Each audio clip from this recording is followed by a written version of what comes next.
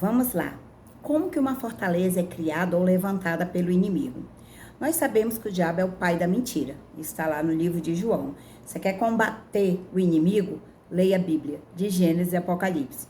Lembrando, pode ficar até repetitivo, mas você tem que entender que você é responsável pela tua vida, pelos teus filhos, pela tua casa.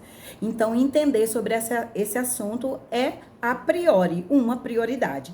Como que uma fortaleza ela é levantada? Bem, pensamentos pecaminosos, esse é o primeiro ponto, causado por nossa carne, pelo ambiente ou pelos servos de Satanás. 1 João 2,16. Se são resistidos, podem ser levados cativos para debaixo dos pés de Jesus. Então, pensamentos pecaminosos. Você não pode frear ou evitar um pensamento, mas você pode evitar de dar luz ao pecado, de praticá-lo ou se acostumar com aquela prática. Outro tipo de fortaleza na mente, onde demônios se escondem, são escolhas pecaminosas. De fato, pecar em pensamento, palavra, ação, se repetindo, se torna um hábito. Pecar, desejar o mal, pensar, lançar algo. Nossa, vou vencer por tal pensamento, isso, aquilo, aquele outro. Não, escolha de pensamentos, não vou fazer isso, minha cabeça é meu guia.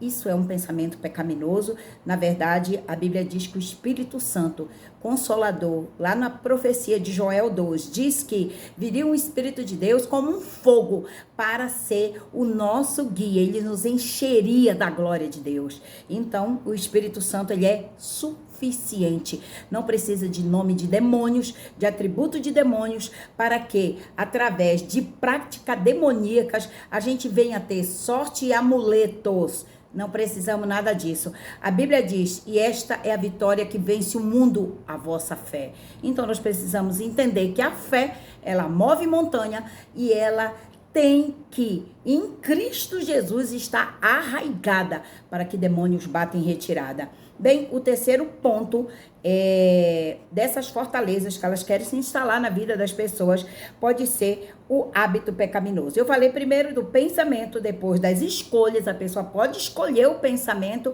e o terceiro ponto são hábitos pecaminosos. E aqui eu quero deixar bem claro que onde a fortaleza começa a ser construída a partir da carne ou natureza pecaminosa.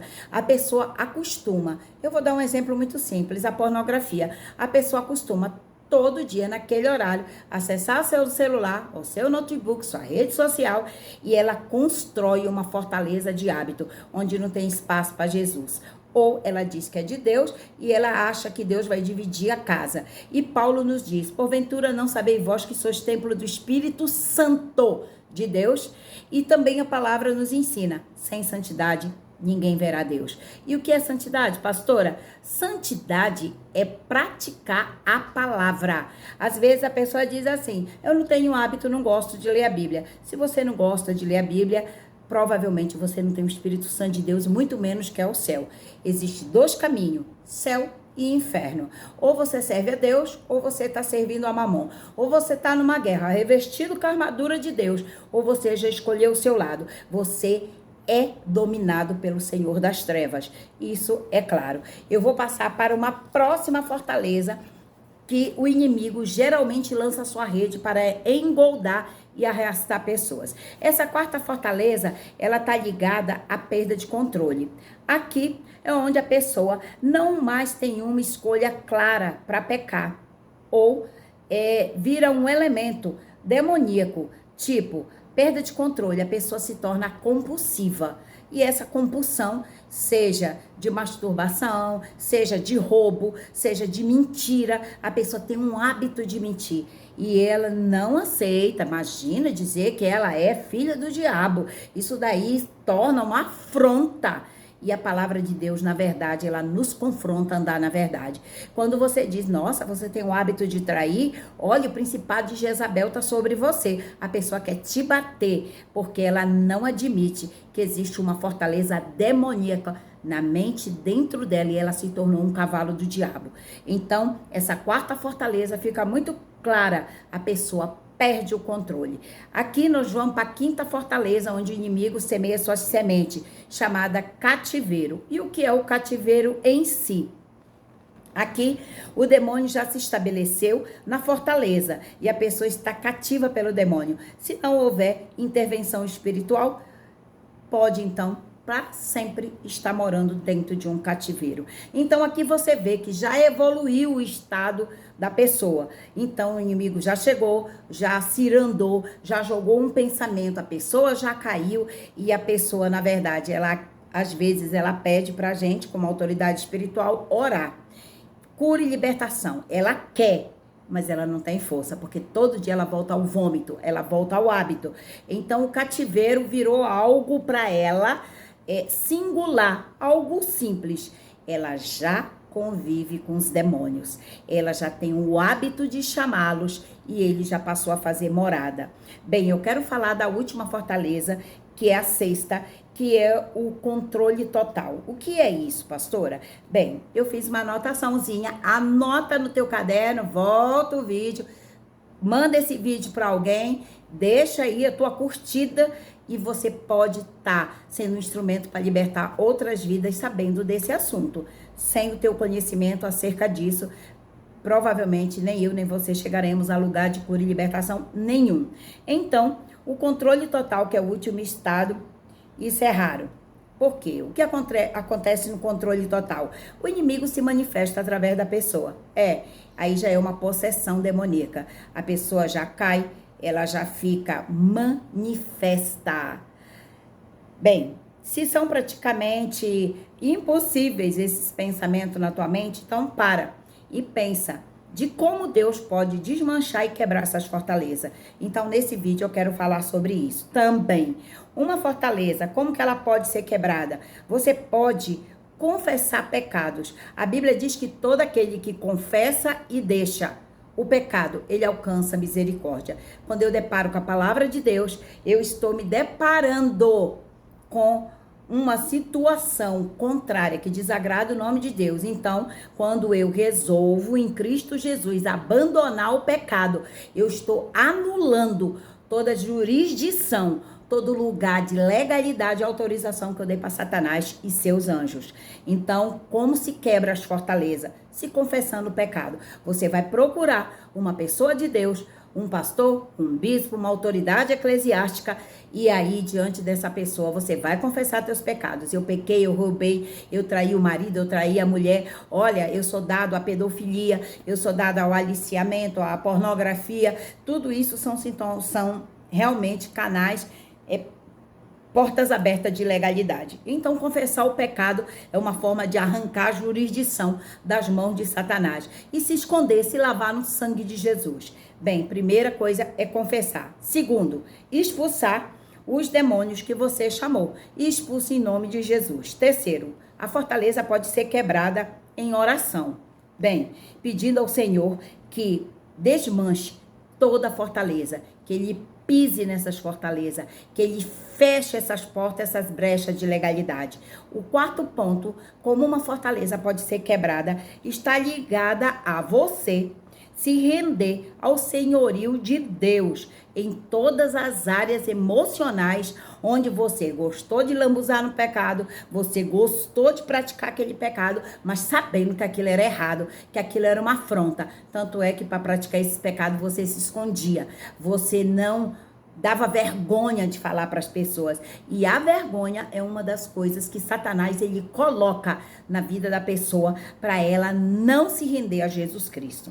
Então, partindo para o sexto ponto, você tem que, para desmanchar a fortaleza, você tem que orar, pedir ao Senhor ajuda para abandonar. Ou seja, você confessa, você quer largar, mas você tem que pedir a ajuda de alguém, de Deus e de pessoas que têm essa autoridade de Deus para a destruição dessas fortalezas. Eu separei aqui um material que eu uso muito, para quem não sabe. Eu tô falando aqui que você tem que conhecer os inimigos contra os quais você luta. Então, quando eu fiz a escola de libertadores do pastor Cote de Curitiba, da Neuza Etióquia, eu indico para qualquer pessoa que tiver oportunidade. Tem em Curitiba, tem no Maranhão, São Luís, Pastor Renato, se eu não me engano, lá no Maranhão. Você tem em vários pontos do Brasil a Escola de Libertadores. Tem na MCM, que é onde eu fiz, foi onde eu fiz a Escola de Libertadores. E entra lá no site MCM Povos, você vai encontrar as datas do ano que tem a Escola de Libertadores. E na Escola de Libertadores nós aprendemos mais profundamente. Então, nesse vídeo, eu quero deixar bem claro o que esses principados eles jogam como dardo, enviam demônios para dentro dessa fortaleza. Então, a fortaleza é regida pelo principado, mas as autoridades que vêm embaixo nessa hierarquia também são demônios. Então, você que do nada você sente uma vergonha extrema. Aí eu tenho vergonha de falar em público, eu tenho vergonha de passar em tal lugar, vão me olhar. O principado de Damião, ele lança demônio de vergonha contra a vida da pessoa, melancolia, amargura, derrota, sentimento de autocomiseração. A pessoa se sente um miserável, um coitado e acha que não tem o direito de ter coisas melhores, maiores e grandes. A pessoa se subjuga o tempo inteiro. É uma opressão, é um espírito maligno. A pessoa também, ela recebe contra a vida dela. Ela diz, mas minha família inteira era assim. E a pessoa se acostuma a viver dentro dessas fortalezas, dessas cadeias espirituais. Mas é uma mentira do diabo. Ao assistir esse vídeo, que você seja liberto na autoridade do nome de Jesus. Esses demônios, regido pelo principado de Damião, ele joga contra a vida da pessoa. Solidão. Ela não consegue se relacionar com as pessoas. Ela não consegue estar em público muito tempo, ela entra de cabeça baixa e continua saindo de cabeça baixa. Então, esse principado acorrenta, deixa a pessoa amarrada, encolhida, sem reação diante desse demônio. Na sequência, debaixo do principado de Damião, vem também mentira, choro desenfreado, sem motivo aparente, tristeza, e a tristeza evolui para depressão, a depressão evolui para a pessoa querer tirar a sua própria vida. Tudo tá ligado a esse principado e na sequência dele, porque são muitos os demônios ligados a ele, vem preguiça, inveja, ressentimento, bloqueio. A pessoa fica estagnada, bloqueada, como se estivesse atrás de uma cerca. Vem também um sentimento de frustração, inferioridade, culpa e autorrejeição. Então a pessoa se sente culpada, tudo a pessoa é apontada e diz, olha, aconteceu alguma coisa, foi fulano. Às vezes a pessoa nem cometeu aquilo e a pessoa recebe aquela culpa. Bem, o principado, o segundo principado que eu quero citar é o principado de Beelzebul. E esse vem do ocultismo representado pela mosca, pelas larvas. Ele vem para roubar toda adoração designada a Deus. A Bíblia diz que toda honra, toda adoração, todo louvor seja dada a Deus. Ele Isaías aponta, o profeta messiânico aponta Deus. Lá em Isaías 43, Isaías 41, Isaías 60, pode passear no livro à vontade do profeta Isaías. Lá diz que existe um único Deus, um único que deve ser adorado. Toda vez que tu invoca um nome que não é o nome de Jeová, que não é o nome de Jesus Cristo, você está afrontando Deus. Então, Beelzebul, ele se encarrega de criar deuses falsos para a pessoa adorar esses deuses falsos. E a pior idolatria, qual é? A idolatria do eu.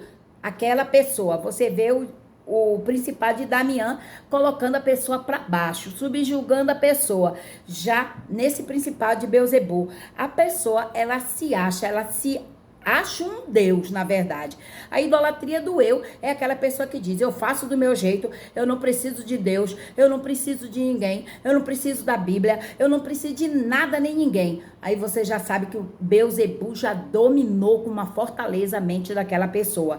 E ela se mete no ocultismo, ela se mete através das adivinhações, achando que aquilo é excelente, é o caminho. Ela se sente bem demais fazendo aquilo, sendo que a Bíblia, ela regaça. A Bíblia condena. Leia Deuteronômio capítulo 17, capítulo 18, capítulo 19. A Bíblia diz, ai daqueles que consulta os feiticeiros, as simpatias, a necromancia. A Bíblia dá uma relação. Ai daqueles que vão consultar os mortos. A Bíblia diz: malditos serão, eu os destruirei. Ai daqueles que ao fazerem isso entram no caminho da incredulidade.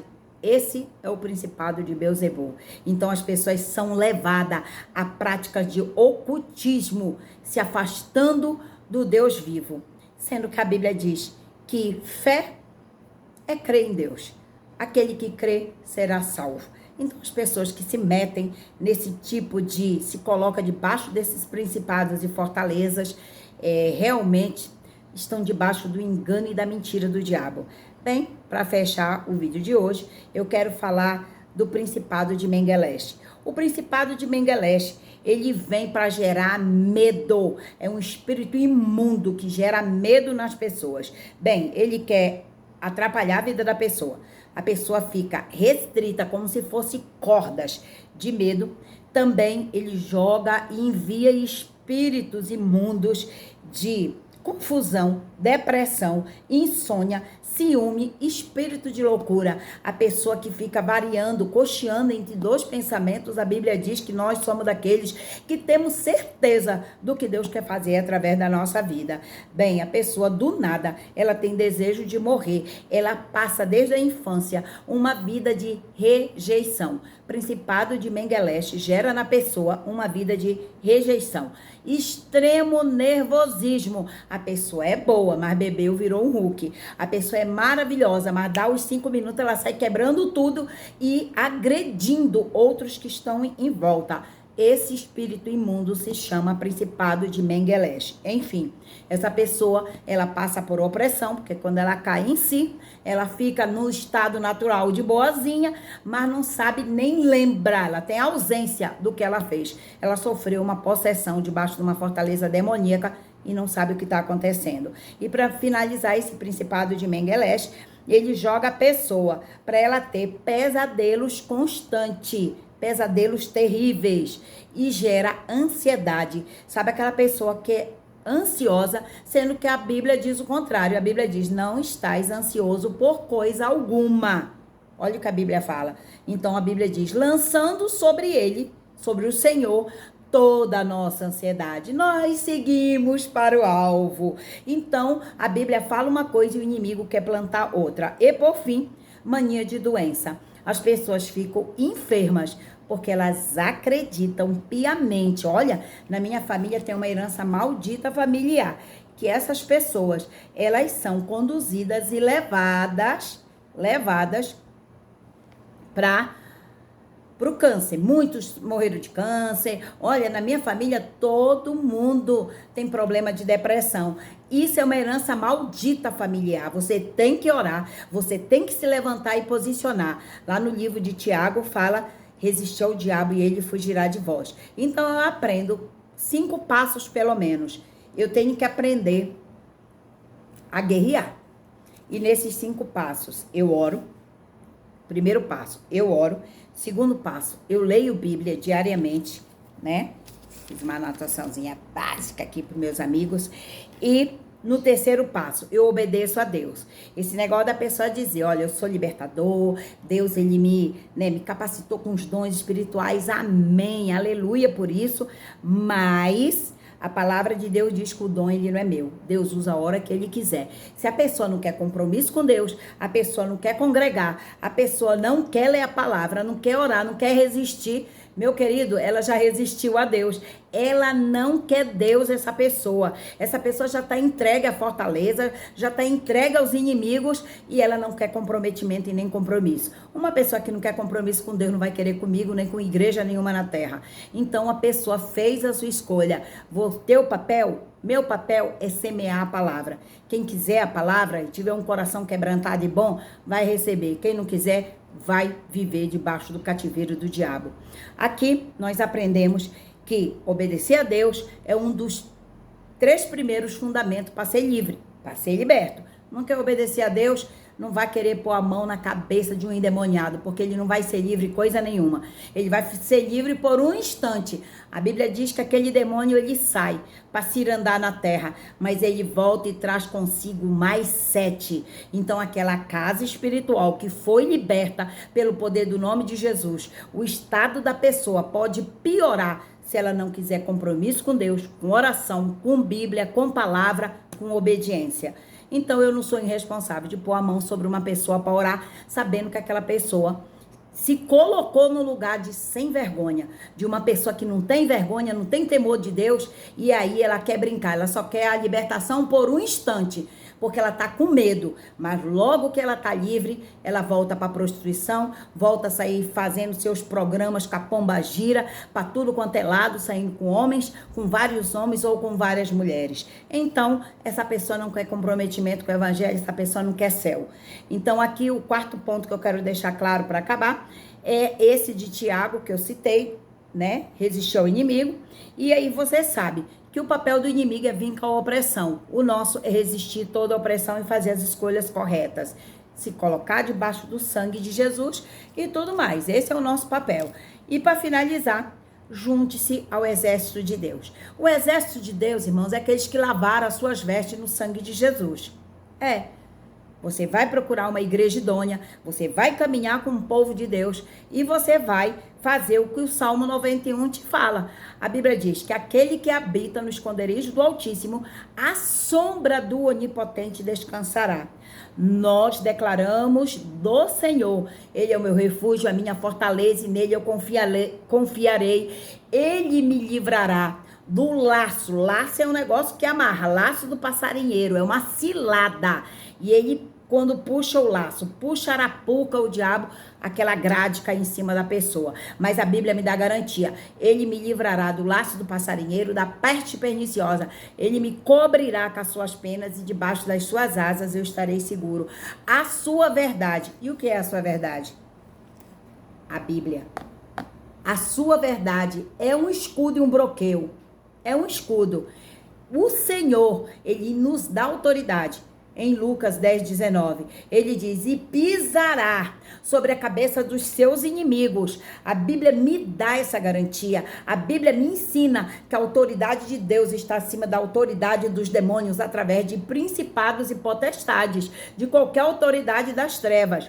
Ontem, quando eu fui fazer a primeira edição, irmão, você não tem noção do levante que foi.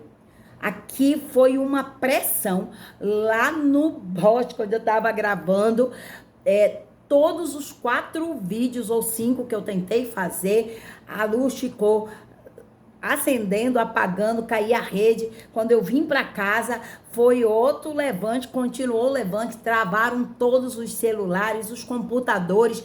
Eu levantei um clamor com a minha família, comecei a amarrar, comecei a dizer, Deus, a tua palavra diz que todo demônio chamado valente, que queira fazer céu de bronze sobre esse projeto, onde nós estamos falando de batalha espiritual para libertar vidas desses cativeiros, dessas fortalezas, Senhor, que o Senhor pise, manda Miguel, manda seus anjos com as suas espadas de fogo e vai destruindo e manietando e colocando levado cativo debaixo dos teus pés, todo esse mal, nós já vencemos no poder do nome de Jesus, nós já vencemos no poder do sangue de Jesus e nós começamos a declarar que estava destravado. Nós ficamos até 1 hora, mais de 1 hora da manhã em oração para que esse vídeo chegasse até você.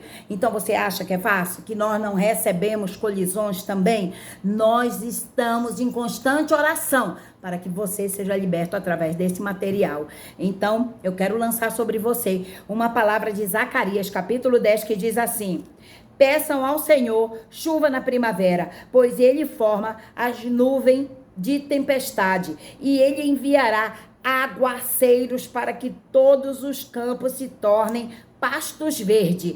Deus está falando nesse versículo assim, aquilo que era uma sequidão na tua vida, aquilo que era uma fortaleza na tua vida, eu destruo, eu quebro e te faço avançar. Aquilo que não dava certo, você queria abrir a empresa, você estava com a vontade, mas não tinha coragem, eu vou te encorajar. E todo aquilo que era motivo, estava relacionado à perda, tudo aquilo que estava relacionado à cadeia, em nome de Jesus, está sendo destravado para a glória de Deus. Se tornarão campos verdes. Aqui o Senhor continua dizendo, pois o Senhor dos Exércitos chegou. Olha que versículo maravilhoso. O Senhor dos Exércitos chegou para cuidar de Judá, seu rebanho. Ele o tornará forte e glorioso, como um majestoso cavalo na batalha. De Judá virão a pedra angular, a estaca da tenda, o arco para a batalha, e todos os governantes serão como guerreiros poderosos na guerra, que pisam os inimigos na lama sob seus pés, pois o Senhor está conosco. Ele está na luta e derrubarão até os cavaleiros do inimigo. Fortalece-te, Judá, porque o teu Deus te livra. Essa é a palavra de Deus, lida aqui em alguns versículos de Zacarias, capítulo 10. O leão de Judá está conosco, o Senhor é a nossa fortaleza. Esse vídeo era para ter saído ontem, não saiu, mas hoje saiu para a glória de Deus. Vencemos a guerra. Amanhã estaremos falando mais sobre batalha espiritual. Eu quero declarar, debaixo da autoridade de Deus, que toda fortaleza, herança maldita familiar, levantada pelo cão contra a tua vida, está desfeita no nome de Jesus. Amém? Fica com Deus.